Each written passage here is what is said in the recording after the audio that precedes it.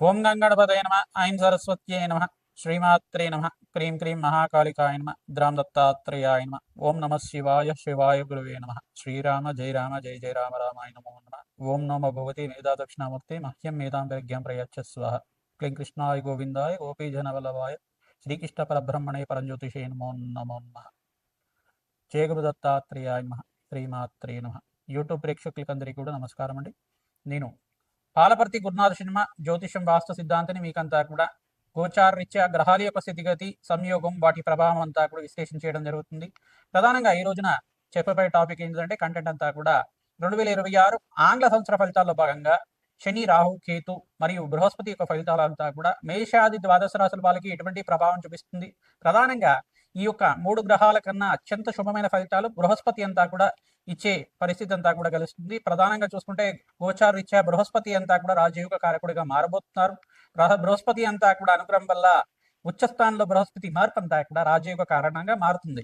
గోచారరీత్యా మేషాది ద్వాదశ రాశుల వాళ్ళకి ప్రధానంగా చూసుకుంటే గోచారరీత్యా గ్రహస్థితి అంతా కూడా ఈ రకంగా ఉంది. మీనంలో శని యొక్క సంచారం జరుగుతుంది. ప్రధానంగా రాహు యొక్క సంచారం అంతా కూడా చూసుకుంటే కుంభరాశిలో, కేతు యొక్క సంచారం అంతా కూడా చూసుకుంటే సింహరాశిలో సంచారం జరుగుతుంది.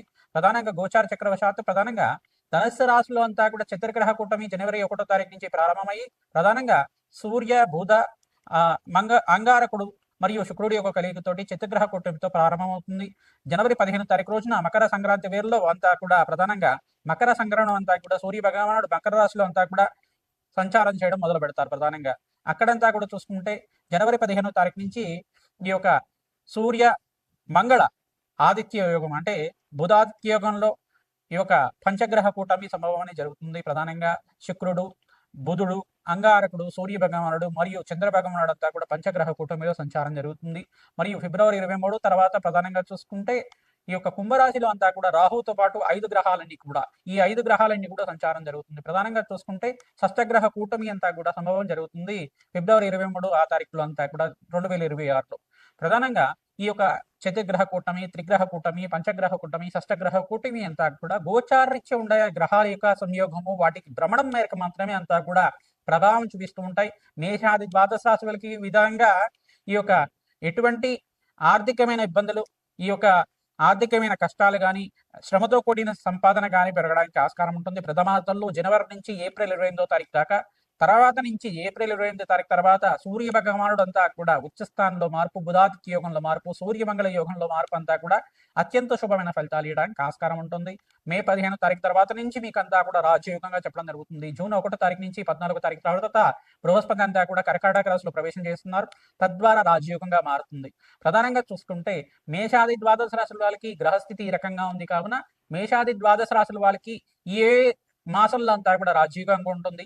ఈ యొక్క గ్రహస్థితి దృష్టి కేంద్రం అంతా కూడా ఈ రకంగా ఉంటుంది. ప్రధానంగా శనీశ్వరుడు, రాహు, కేతు అంతా కూడా ఈ యొక్క వక్రదృష్టి అంతా కూడా ఈ రకంగా ఉంటుంది. బృహస్పతి మార్పు అంతా కూడా రాజయోగ కారణంగా ఏ రకంగా ఏ రాశి వాళ్ళకి యోగకరంగా ఉంటుంది. వివాహాది శుభకార్యాలు జరగడానికి కానీ, రాజయోగ కారణం కానీ, ధనయోగాలు సిద్ధించడానికి కానీ, ధనధాన్యాది సమృద్ధి కలగడానికి కానీ రాజయోగ కారకుడిగా బృహస్పతి అనుగ్రహం వల్ల ఎటువంటి రాజయోగాలు, ధనయోగాలు, విపరీత రాజయోగాలు అంతా కూడా సిద్ధించడానికి ఆస్కారం ఉంటుంది. అత్యంత శుభమైన ఫలితాలు ఇవ్వడానికి ఆస్కారం ఉంటుంది. నవగ్రహాల యొక్క అనుగ్రహం మేరకే మానవ జీవిత విధానం అంతా కూడా ఉంటుంది కావున ప్రధానంగా నవగ్రహాల అనుగ్రహం కోసం అంతా కూడా ప్రతినిత్యం కూడా నవగ్రహారాధన చేయడం శ్రేష్టమైన ఫలితాలు పొందుతూ ఉంటారు. ప్రధానంగా చూసుకుంటే ఈ యొక్క గ్రహస్థితి ఈ రకంగా ఉంది కావున గోచారరీత్యా గ్రహాల యొక్క సంయోగము వాటి ప్రభావం అంతా కూడా సంపూర్ణంగా విశ్లేషణ చేసి మీకంతా కూడా 2026లో రాజయోగం వచ్చే విధంగా మీకంతా కూడా పరిష్కారం చెప్పడం జరుగుతుంది. ప్రతినిత్యం కూడా మేషాది ద్వాదశ రాశి వాళ్ళు ఈ యొక్క నవగ్రహ ఆరాధన చేసుకోవడం ప్రధానంగా మీకు చెప్పబడే సూచనప్రాయంగా అంతా కూడా చెప్పడం జరుగుతుంది. నవగ్రహ ఆరాధనలో భాగంగా మీరు ప్రతినిత్యం కూడా నవగ్రహ దేవతలకంతా కూడా ప్రదక్షిణాలు ఆచరించండి. ఆవునితో దీపారాధన చేయండి. బెల్లం నివేదనం చేసి ఆ యొక్క చీమలకి ఆహారం వచ్చే విధంగా రావి చెట్టు, వేప చెట్టు ఉండే ప్రాంతంలో అంతా కూడా సమర్పించడం వల్ల రాజయోగం సిద్ధిస్తుంది. గోమాత సేవ చేసుకున్న వాళ్ళకి అత్యంత శుభమైన ఫలితాలు పొందడానికి ఆస్కారం ఉంటుంది. ప్రధానంగా ఆదిత్య నవగ్రహ స్తోత్రాన్ని ప్రతినిత్యం కూడా చదువుకోవడం 3 సార్లు కానీ 11 సార్లు కానీ వినడం కానీ చదవడం కానీ చేయడం వల్ల నవగ్రహ దోష నివారణ కలిగి మీకంతా కూడా రాజయోగం సిద్ధి రావడానికి ఆస్కారం ఉంటుంది. ఈ యొక్క రాహుకేతు వక్రగతి సంచారం కూడా ఏప్రిల్ 14వ తారీఖు తర్వాత నుంచి జరుగుతూ ఉంటుంది.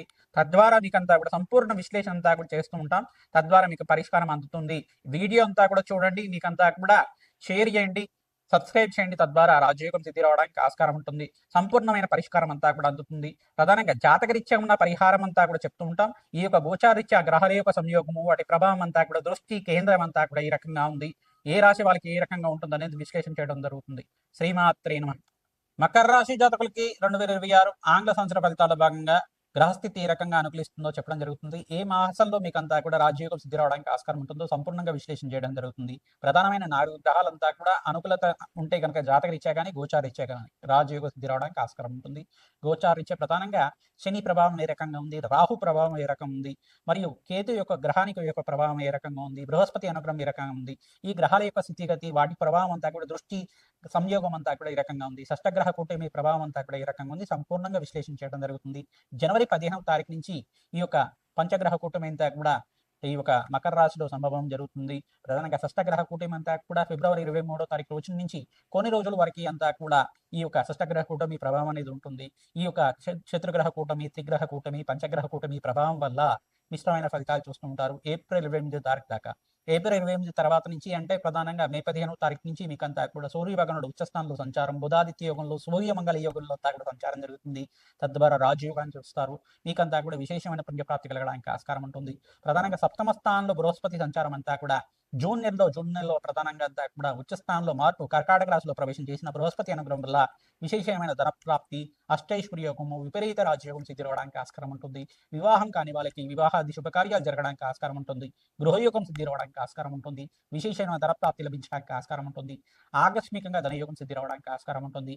జాతకరీత్యా గోచారీత్యా మీరంతా కూడా బృహస్పతికి, శుక్రుడికి, శనీశ్వరుడికి, అంగారకుడికి మరియు రాహువుకి అంతా కూడా జపము హోమాది కార్యక్రమాలంతా కూడా తరచుగా ఆచరించడం ప్రధానంగా విశేషమైన పుణ్యప్రాప్తి కలగడానికి ఆస్కారం ఉంటుంది. రాజశ్యామల యజ్ఞాతి కృతలంతా కూడా మాఘమాసంలో ఆచరించడం వల్ల విశేషమైన పుణ్యప్రాప్తి కలుగుతుంది. రాజయోగం సిద్ధి రావడానికి ఆస్కారం ఉంటుంది. వివిధ వ్యాపార రంగాల్లో వాళ్ళకి, ఐటీ రంగాల్లో వాళ్ళకి విశేషమైన పుణ్యయోగంగా చెప్పడం జరుగుతుంది. మే 15వ తారీఖు నుంచి ఆగస్టు 28వ తారీఖు దాకా విశేషమైన ధనప్రాప్తి లభించడానికి ఆస్కారం ఉంటుంది. ధనయోగం వల్ల మీకంతా కూడా ధార్మికమైన జీవితం అంతా కూడా ఆహ్లాదకరంగా ఆనందంగా ఉండడానికి ఆస్కారం ఉంటుంది. బంధుమిత్రుల యొక్క సహాయ సహకారాలు, మిత్రుల యొక్క సహాయ సహకారాల వల్ల అష్టేజ్ ప్రాప్తి కలగడానికి ఆస్కారం ఉంటుంది. శ్రమతో కూడిన సంపాదన పెరుగుతూ ఉంటుంది. తద్వారా ప్రతినిత్యం కూడా నవగ్రహారాధన ఆచరిస్తూ ఉండాలి. పరమేశ్వరుడు ప్రీతికరంగా ఈ యొక్క నారికేల జలంతో, చెరుకు రసంతో అభిషేకం చేయించుకోవడం, అన్నాభిషేకం చేయించుకోవడం వల్ల రుణ బాధలు, కష్టాల నుంచి బయటపడడానికి, ఆర్థిక ఇబ్బంది నుంచి బయటపడడానికి ఆస్కారం ఉంటుంది. లక్ష్మీ కుబేర శాంతి హోమాది కార్యక్రమాలు ఆచరించుకోవడం వల్ల ఆకస్మికంగా ధనయోగం సిద్ధి రావడానికి ఆస్కారం ఉంటుంది. వివిధ వ్యాపార రంగాల వాళ్ళకి, ఐటీ రంగాల వాళ్ళకి, టెక్స్టైల్ రంగాల వాళ్ళకి, ఫైనాన్షియల్ ఇన్వెస్ట్మెంట్ రంగాల వాళ్ళకి కూడా ఆర్థికంగా ఉన్నత స్థితి కలగడానికి ఆస్కారం ఉంటుంది. ఈ యొక్క గ్రహస్థితి అంతా కూడా అనుకూలత ఉండడానికి జన్మజాతకంలో గ్రహస్థితి అంతా కూడా చూసుకొని పరిష్కారం ఆచరించిన వాళ్ళకి విశేషమైన పుణ్యప్రాప్తి కలుగుతుంది. ఈ యొక్క జ్యోతిష్య సిద్ధాంతాలతోటి మీరంతా కూడా మీ జాతకాన్ని విశ్లేషణ చేసుకొని మీకంతా కూడా పరిష్కారం ఆచరించడం వల్ల విశేషమైన పుణ్యప్రాప్తి కలగడానికి ఆస్కారం ఉంటుంది. జన్మ జాతకమే ప్రధానమైన జాతకంగా ఉంటుంది కావున విశేషంగా మీరంతా కూడా ప్రతినిత్యం కూడా నవగ్రహ ఆరాధన చేయండి. ప్రధానంగా నవగ్రహాలకి దోషాలకి పరిష్కారం ఆచరించుకోండి. రాజయోగ సిద్ధి రావడానికి ఆస్కారం ఉంటుంది. ఈ యొక్క మే 15వ తారీఖు నుంచి ఆగస్టు 28వ తారీఖు దాకా సువర్ణ యోగంగా చెప్పడం జరుగుతుంది. విశేషమైన ధనప్రాప్తి కోసం విశేషంగా కులదేవత ఆరాధన చేసుకోవడం, దత్తాత్రేయ స్వామివారి ఆరాధన చేసుకోవడం, పరమేశ్వర ఆరాధన చేసుకోవడం, లక్ష్మీ నారసింహ స్వామి ఆరాధన చేసుకోవడం మంచి ఫలితాలు పొందుతారు. దత్తాత్రేయ